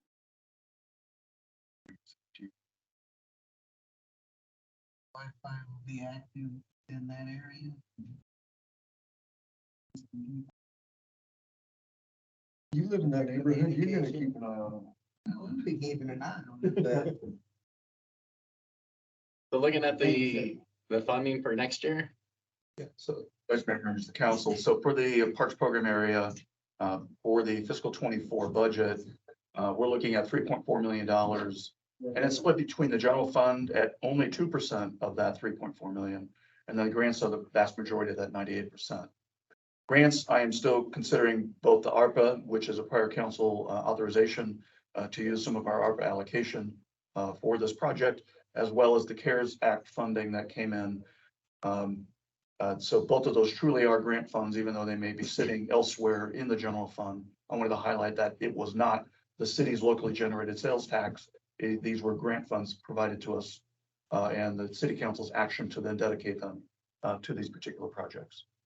Good news is not a lot is coming out of the general fund to complete at least 2 very large assets for the community. any specific questions on park before we move on from? Vice Mayor, just on the cemetery expansion. So we're gonna work on the entrance on Discovery Park. The expansion we're doing is over there, kind of south of the mayor's house. The 30,000 I have in there is basically for grading that out, putting a little bit of water infrastructure in, probably fencing off that area. But we will probably want to look at a future date. This isn't including this, but doing another entrance, feature over on that, on Cemetery Road. That's kind of that way, so just so you're aware of that. we used to have a program that it was cost share, like when we did a sidewalk, they would cost share on their driveway, cement and stuff like that. 2 years ago. 50/50 vote. Yeah. I still have that built into my operating budget. So there's nothing in the future we could utilize with somebody improving their lots and we cost share with them? Lots as far as The cement border or? the cemetery. Yes. Made another. Yeah, I know, but just thought. So the next area that we're gonna talk about is the airport CIP projects. This one's mostly, as you can see on the right-hand side on the point systems, most of this is all grant funded. Higher rankings, higher points in there. There's two different projects that we want to bring in on board with this one. There's the lower end, we call it the access road and hangar infrastructure. We wind up putting a couple $1 million in there in the out years, but that'll wind up being, that's that road that's going towards the east in front of a lot of those hangars and terminals that go in there. That's the area that we're gonna wind up putting those T hangars and stuff in there, so that'll extend some of that infrastructure that goes out that way. The other thing that we have in there is an airport terminal construction. This is the grant that Cameron was working on and seeing if we can upgrade, get some cost sharing and program incentives in that to kind of reconstruct that hangar out there. We'll see where that grant winds up in that one, so. Anything else you wanted to highlight on there, Cameron, or anything? Don't think so. Talking about some of the funding for the next year. Right, so, Vice Mayor, members of council, so under the airport program, the fiscal 24 requirement is 5.4 million, and it's split between general fund and then grant funding. The general fund is really just a general fund match. Right now, it's 5.5% across all projects. That's kind of the weighted average of the different types of grant requirements. Some, like I indicated before, might have been 4 and change, others might be 7 and change. But we're looking at a 5.5% need from the general fund to do these grants. And then the remainder of that, almost 95%, is coming from the city's past allocation of ARPA funds or grant funds for that. So we're looking at a good deal of investments going on at the airport for a fairly insignificant or minimal, if you will, inputs from the general fund. So leveraging those grant funds, either the ARPA or ADOT or FAA granting to get these complete. Yeah, to Rob's point, then this one is about 95% grant funded. 5%. Based on numbers we have at the FAA deal. Next one is the golf course CIP. We do have a couple, we actually have 3 projects that are in here. There's a couple remodels that are in there, the pro shop remodel and then the kitchen remodel. We have $25,000 and $15,000 in there in some of the outer years to kind of renovate some of that area. It's getting a little bit older and dilapidated, so put some money in there for some remodel in there. The last project there is that the golf course stormwater recirculation. Jamie went out and found a grant out there that was for capturing and reclaiming some of the stormwater that's in there. It's actually a solar recirculation that we wind up designing in-house, and we'll wind up putting that into this next year. It should help beautify some of the area and then kind of help preserve some of that water that's in the golf course. Those are the 3 that we wound up adding to this area. Jamie, I don't know if you wanted to highlight anything else in this. I think that the pro shop remodel and the kitchen are priorities for the golf course, so we may change the years out on the staging area. And then you and I had discussed about possibly designing the irrigation system house. So there's a design on that one. If we need to, obviously if we can do that internally and kind of update that to a current system and do that internally, we'd absolutely try to wind up doing that one. That is one of our big hitters. You guys can see up there. We did classify that as hopefully a grant funded project. That's why the ranking's a little bit higher on that one. We don't have any grants or grant leads on that one, but it's definitely one of the areas of focus within the CIP area. One thing out there that probably needs some help is their sound system. It's terrible out there. The acoustics are terrible in there, and there's some people that have wanted to have events out there and rent it, but even in a microphone on that smaller room, you can't hear it. So I'm not familiar enough with it, but we'll make note of it and see what we can do. Soundboard. It is a big area that goes in there. Yeah, there's no carpet. You can maybe try that. Yeah, because I mean, Don't need the even sound Tammy's system, I talked think up it's- there, and the acoustics are terrible, and hear what's going on. Not that we needed to hear that you won. Yeah.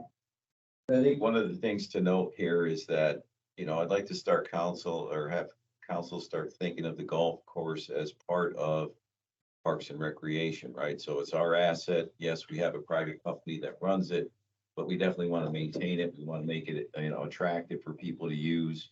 right? Because in the end, it is a regional draw.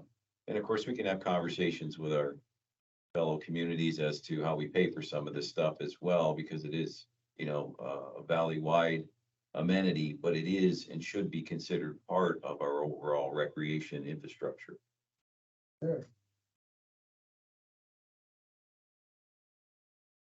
Mayor, members of council, so for fiscal 24, the ask here is $185,000. Again, that 105,000 is grant funded, one that has already been transacted, and then we're looking to spend in 24, and then the remainder that would be the general fund.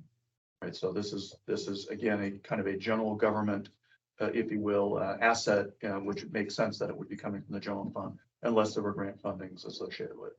So again, the $80,000 is to deal with the assets that we already own out there, staging area, roofing, facility, and the like, to ensure we maintain those facilities for ongoing operations. Are there any questions either way from council to the department heads or back to council? These projects. Next ones that we get into is the streets department. Street project, CIP stuff. On this one, there's several projects that I guess we can highlight or talk about. The one that we have funding in there for is that Hollywood Road. That'll be the big expenditures coming this next year. That's the one that's in full design. We're hoping you'll kind of see this Hollywood Road show up in a few different places in Jason's budgets and stuff, but there's some things that we need to get in place before that actually winds up going to bid. The anticipation was trying to take it this summertime, but we'll kind of see if that doesn't get pushed out just a little bit to kind of buy these guys some time to do some of the infrastructure that needs to be in place in that road. We did wind up adding one new project to this one. This is that Stafford Unified School District's adjacent waste projects. This is a project that we get to work with the schools, and it's a cost sharing benefit. If there's a project that both benefits the school and us, there's a synergy in between them where they sponsor some of the project and we'll sponsor some of it. So we did put that one in there for expenditures of next year of 50,000. Lance, I don't know if you wanted to highlight anything else out of this. On that adjacent waste, just to define them, that is all school district money. It's $50,000. We use their funds to do something that benefits both of us, so it would be fully grant funded basically. But what we put in there for this year would be one section of sidewalk that was left off our CDBG project that's right there across the street from the Leif Nelson School on one block. And then there's two proposed areas we put in the solar powered pedestrian crossing signs with the lights flashing that they could push button. One would be right there on, I think it's 10th that goes down to, for crossing relation right there at 10th, goes down to Lake Nelson. The other one would be over on 11th where it crosses, coming across to the middle school, crossing 8th out. So there'll be two proposed spots there for some signs and lights flashing.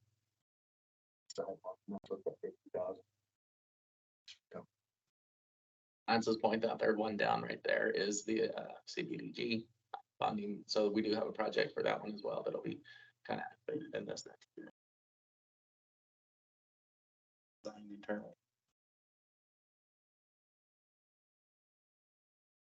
Vice Mayor, members of the council. So on how we're looking to fund this, I guess the takeaway is, and even conversations with the community, is that the street program from a capital perspective is requesting $2.5 million into fiscal 24, of which grants are going to pick up 22% of that. So the grant could be the school, a grant is CDBG or other grants. The internal money that's coming, whether it be HERF money coming from the state, our own allocation of vehicle license tax or half-cent sales tax, is going to cover 66% of that. And then the remainder, or about 12%, is coming from the enterprise. So as you heard from Gabe on the Hollywood Road project, where there's infrastructure there that is owned by our enterprise funded departments, so that utility infrastructure may need to move, and then those costs would be allocated appropriately from that project into those fund sources to cover their element. You're saying enterprise the money to go to this? There would be an allocation of utility fund that for them to either do improvements while this project's underway, or to actually move it so they're paying their appropriate allocation on the project specifically on that one, it would be Hollywood Road. So you can see the $300,000 sitting there for that project. When we say enterprise, it doesn't necessarily mean it's all electric or it's all water. We would be looking at within the design of that project to say what needs to move or what needs to be perhaps improved while we've got the deck open. Let's get into it, and then they're going to pay their appropriate component to that. I got it. So, thank you. Any other questions with regards to any of those projects that are listed up there under streets? We want to look at in more detail.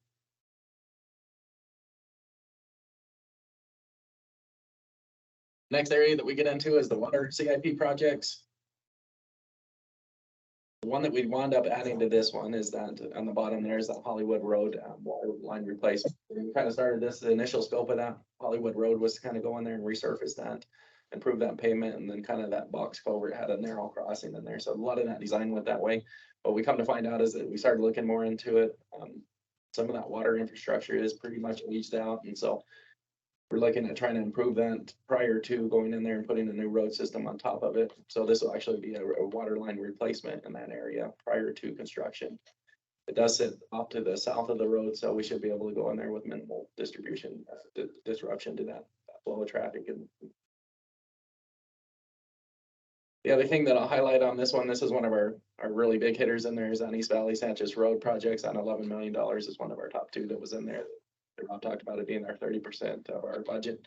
So that one is, we've started both of the, some of that design for both Lebanon and Sanchez that are kind of walking hand in hand based on some of the grant and funding sources in there. So some of that has been initiated and kicked off. We'll have a proposal for you guys on Monday for entering into some of that contract work for Lebanon, and then the Sanchez Road will be ready. Morgan, Jason, I don't know if you wanted to highlight anything else in this. If there's any questions, we'll definitely. The Lebanon Road, you're talking the east side, that's gonna be to us, because I thought the majority of the Lebanon Loop monies was all grant, because So it's it's gonna be being all, colonialized and all that kind of that's stuff. gonna be fully grant funded. Fully grant funded. Based on council recommendation or direction, is that it's gonna be 100% grant funded. But the east portion of it is what we have to do to hit it. So East Lebanon main extension, the main project is gonna be south of town in that Lebanon area. So that's okay. gonna be one separate project. The East Valley Sanchez Road is on Two Sanchez, projects. east of town. And that's a separate project, but the funding source is coming from the same USDA program. And so Lebanon is going to be fully grant funded. Okay. East Sanchez is going to be partial grant with low interest loan. Two projects. Two different areas. Yeah.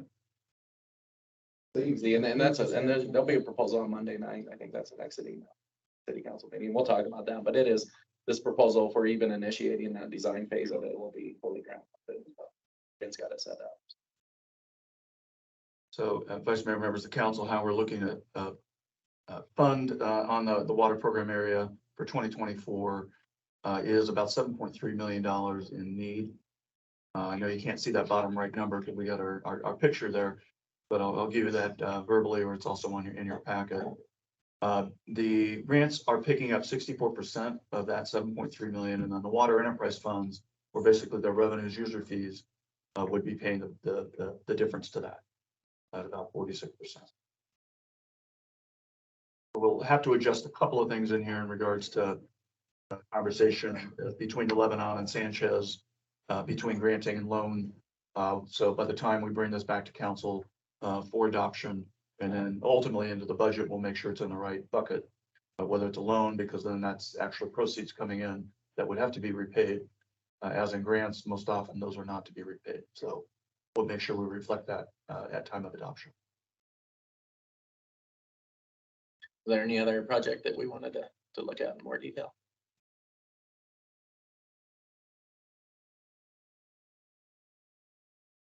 The next one, we kind of grouped these together. This is the wastewater, and then also the wastewater treatment plant CIP projects. We do have a couple new ones that we added to the wastewater area. There's this project, one project, that Main Street sewer lining project. There's a section that goes down Main Street that actually winds up intermingling within the buildings, actually a few locations where it's actually underneath the building. So what Morgan's kind of put together is a proposal that actually goes in there, and it'll actually put a lining within that sewer pipe itself to help protect it, so that we can kind of elongate that life out of that sewer main, so that we don't have to deal with that.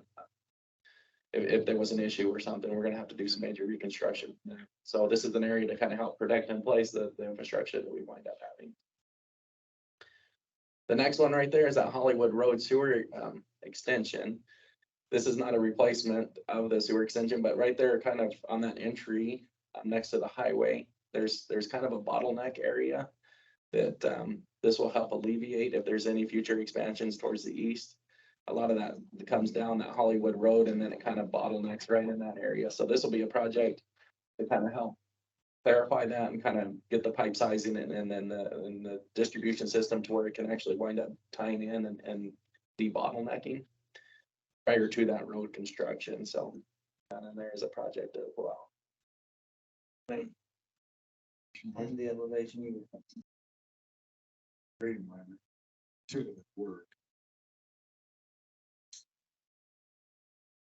The next one that I'll kind of highlight is that wastewater treatment plant. If you guys notice the expenditures for the next year is gonna be a little bit higher. This is a proposal from Morgan to put in a automated dump station that's in there. So even though we don't classify it as a new project, there's a new proposal hidden within that capital maintenance program that will be coming out this next year.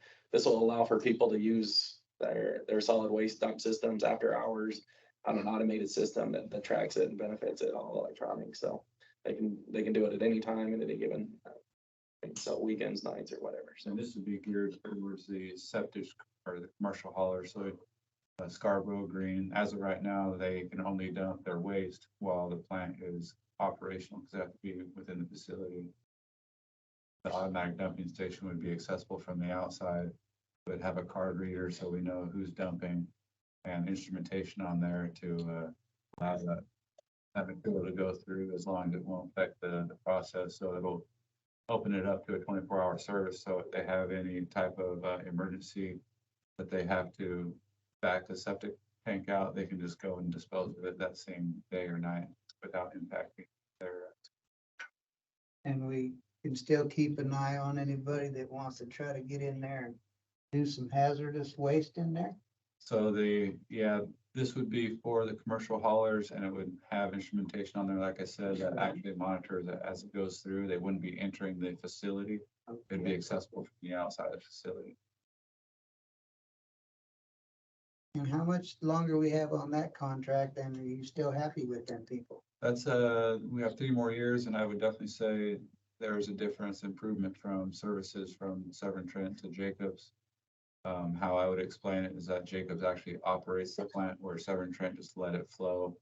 Didn't really make too many adjustments with the process.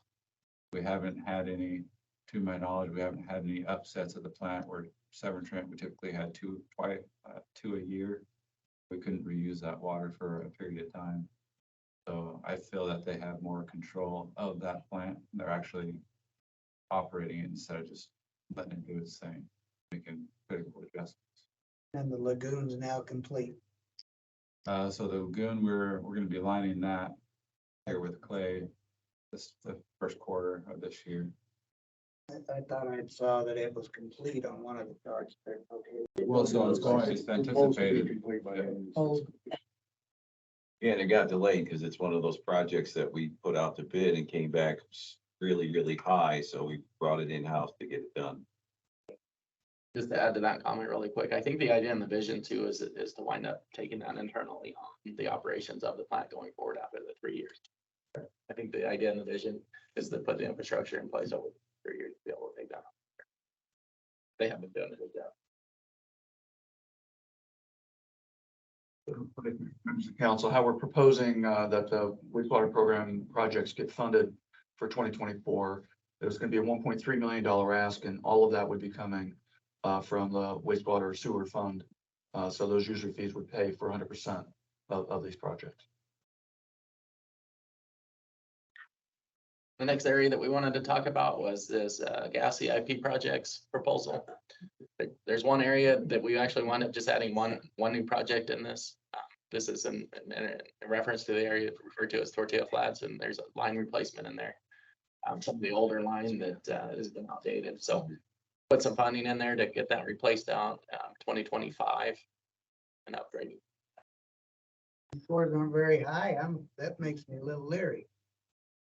A lot of it, because a lot of the areas don't impact a whole lot of people, right? So you have a smaller area of impact. A lot of it's gonna be internal funding sources. And like I said, I hope nobody ever takes offense to that they're lower priority. Raymond does a great job with his guys, and a lot of it's gonna be smaller projects, less impact in areas, and then no grant funding on it. And so it's not the matter of that we don't have lower priorities, but when there's competing resources, the other project will get better. It'll get more importance to it. So Raymond, on a lot of these projects, winds up doing them internally within his own department. So it's its own ranking within his own system. So if we can support him on it, but if there's another project pulling for the resources, he may get it. You got low numbers. Good job. Yep, a lot of the area, Tortilla Flats, we don't have to replace the whole area, just a smaller section inside of that area. And I don't want to discount that comment, right? Because sometimes when your system's running really good, some of these projects are smaller projects, which mean the system is good and in place and everything's updated. So there's no major infrastructure changes or anything else. So it's almost a compliment of like, everything's good, keep working on some of the smaller stuff.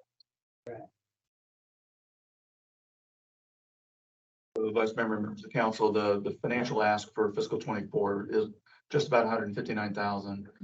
Much like on the sewer fund, paying 100% of its projects here, 100% of this would be coming out of the gas fund. So based on the user fees of our customers. The next area that we wanted to focus on, was there, I guess before we jump over that, was there any other questions or highlights on that, Raymond, that you wanted to bring up? No, Questions from council to Raymond or us? The next area that we wanted to look at was the electrical CIP projects. This one actually doesn't have any new proposed projects within it.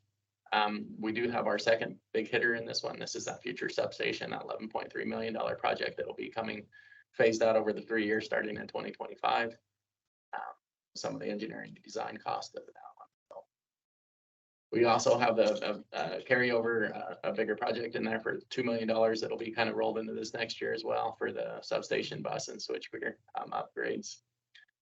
So Dan or Jason, I don't know if you wanted to highlight anything in here. Yeah, if there's any questions.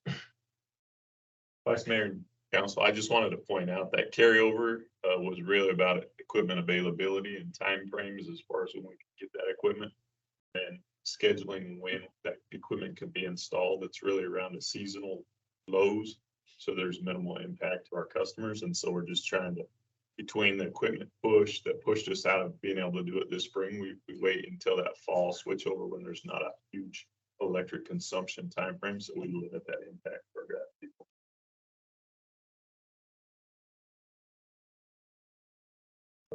Vice Mayor, members of the council, again, this is one where all of the funding request is coming from within the fund source of the user fees that are generated in support of that program, that being the electrical program. So of the $2 million, or just over the $2 million, all of that is coming from our user fees that we currently have in our fund balance to fund this portion of the CIP.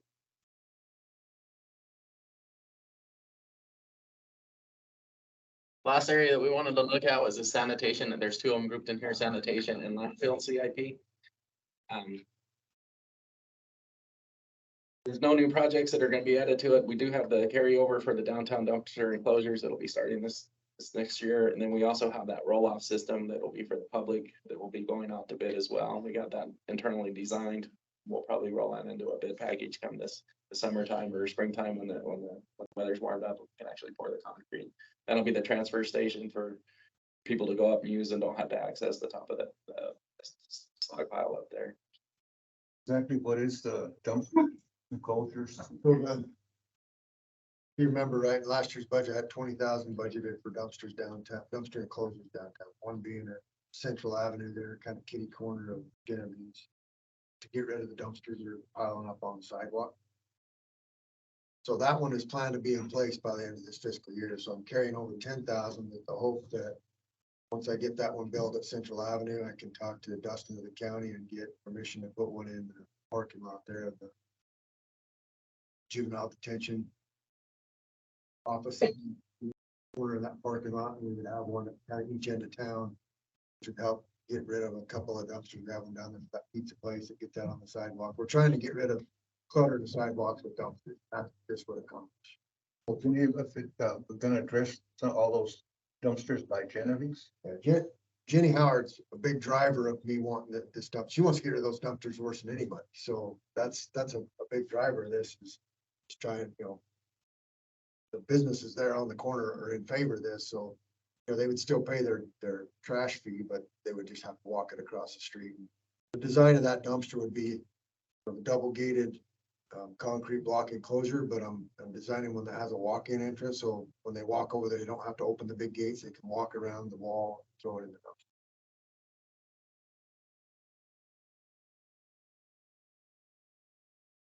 And the highlight on this. So, Vice Mayor, members of council, what we're looking at into the new fiscal year for both the sanitation and landfill is a total of 160,000. And again, these would be 100% paid for via those user fees from those respective funds from both sanitation and landfill for their respective costs of the CIP. And that with 2 new trucks And that sanitation trucks are already in the gut. Okay, we got them counted for. 3. So that's it. We made it through the full CIP. Hopefully there wasn't death by PowerPoint, but try to organize it in a way that made it more bite-sized pieces. If you guys got questions, kind of John's point, it's dynamic. Obviously, if you guys get some stuff as you guys digest this and think about it, we're available. I'd just like to say that I like the way it was laid out. It was better, and going through it made more sense. Appreciate that. A lot of people put a lot of work in. Hopefully, we get a better understanding because we hear get shouted out in meetings and stuff, the better understanding on how we're utilizing our contingency funds. They're there for a purpose.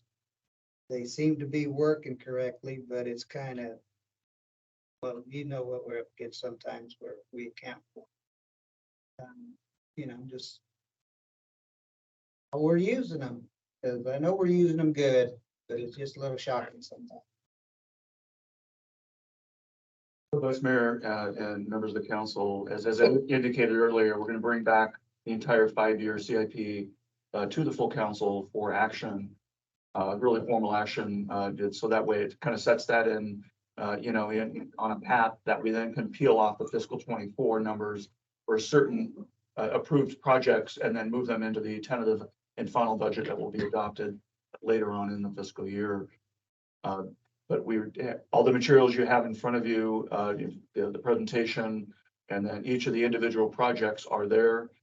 You'll be able to see specifically the estimates. You'll see all the elements that Gabe had talked about. Specifically, if there's any additional O&M on those net new items, specifically parks, since those don't exist. What are you going to do if you're adding something new? So the staff did contemplate that, and then that will come at a later fiscal year whenever that item goes operational. So look for a couple of things moving forward, the 5-year plan to the full council, and then ultimately you'll see the 24 ask. And again, Vice Mayor, members of the council, your question on use of contingency funds, I believe on Monday, there is a workshop item specifically on financial guidelines. And I believe that will help answer some of those questions that you may have on how contingency is used, whether it's for CIP or how do we go about allocating out certain fund balances for certain targeted areas. So I believe that'll be part of that conversation on Monday, and hopefully you'll find some value in that, and we can have a dialogue then on how we're going about making that happen. So actually, that's, I think they've wrapped it up pretty well. And my main thing is feedback from you. The point of this was to present the information in a way that wasn't just sheet driven, but was purpose driven. And so staff is got a team together. We're gonna continue to work on how we process CIP projects and hopefully do it more efficiently. And so again, we will see this material again before the budget is over. Take a look at what you have. If you have questions, you can obviously contact me at any time along the way. We will revisit this. So hopefully this was efficient, but also gave you some different perspectives on, you know, how these things are put together and where the funding sources come from. So unless you guys have any comments or questions. Kind of two just questions, on the rating system or where you come up with your numbers, who does that? How many people are involved? Is it just Right now, it's department just me. heads? And then- It's just you? So what we did is, so I put a spreadsheet together that winds up putting everything, it does all the calculations, I've entered that in based on my thought and philosophy of where everything fit. Like I said, I try to make it subjective, but very finite, right? So, and then I sent that out to the group for review. So that vetting team that you've seen, they've all looked at it. I was just curious if it was one person or if it was an average of. No, we all looked at it. We all looked at it. And one of the things we're trying to do now is, because it's the first bite at the apple, is to say, okay, we put this in place, we use these criteria, did it give us an output that we thought was relevant, valid, right? And part of that's gonna be based on your input, right? If you see priorities on projects, you're saying, well, we think that's higher or lower, maybe there's adjustments we can make. So this team that we put together actually did go over it at one point, and we continue to kind of tweak it and talk about it. So it'll continue to evolve. Even with the coverage between the Irons and Jason, we wind up covering 90% of that CIP budget. So they can fight if there's something that they don't like within their own departments. It winds up covering a lot of what's in there. So not to say that there's been a whole lot of give and take. It's been pretty much straightforward. Everybody agrees with it. Yeah, I'm really mind thinking that ranking system is, I mean, every project's important because it's in CIP, obviously. That's taking it in the CIP and then. normally ranked. Obviously not, because some of them got taken out. Well, but the ones that are ranked are obviously in the CIP. The ones that have been taken out are obviously. My other, not really a question, but on that pie graph, if going forward, there's a way to just skew the color a little bit of the grant funded part and the tax, I'm gonna call it the taxpayer part, the customer paid part, would be easier when showing that to a constituent. I mean, it kind of looks really weird how we're spending so much money on certain, like the airport. But when you can say that only this little sliver of it is taxpayer dollars, it makes more sense. So we do have that slide, and we can supply it to you just the same. There was a lot of internal debate whether or not to, it didn't add more confusion than not because of the way that it was funded out, because we're asking for so much and some of it was going to be grant funded. So we can absolutely. It would have helped me, but John, I think different than some people do. Yeah, Vice Mayor, Council Member, we can definitely do that. When we bring that back to the full council for adoption, we'll tell the story in similar fashion, but get more detailed as to, you know, what portion is coming specifically out of Safford's pocket versus perhaps that where Safford went out and sought grant funding and wanted to make that happen. John, I just have one thing. I want to say that this was very comprehensive, and I know we don't say it much to our directors. I want to thank you guys for all that you do and all that. So you guys are doing an excellent job, and let's just keep it up and work as a team and get what we can done for this community. So that's the most important thing. So John, thank you for grabbing the bull by the horns and organizing this. And I just think this was great. So Thank you. Appreciate it. And again, anytime you guys think anything, you have additional feedback, let me know. Other than maintenance, are we good with the library? On that, that's all good too. Okay. We gotta put our gloves on, we will. We just found out. Yeah, I know. Yeah. For years. Except for this fiscal year. We'll go ahead and move on to item 8, announcement of current events. Any? I got one still. The lady that made the presentation the other day with funding for the older folks, she was kind of upset because they're going more automated, and that's taking the personal thing away from the people. And so we're kind of on hold right now, approaching our legislators on that and combining it. But just with the little bit she talked to the boards and different staff She pushed forward her idea going forward, so she's kind of happy right now. So far. And number 9, request for future agenda items. Okay, then we'll move on to item 10, somebody. Make a motion, we adjourn. I move we adjourn. We started 2 minutes early and we're finishing Way early. way early. See that? Efficient. Thank you. Early.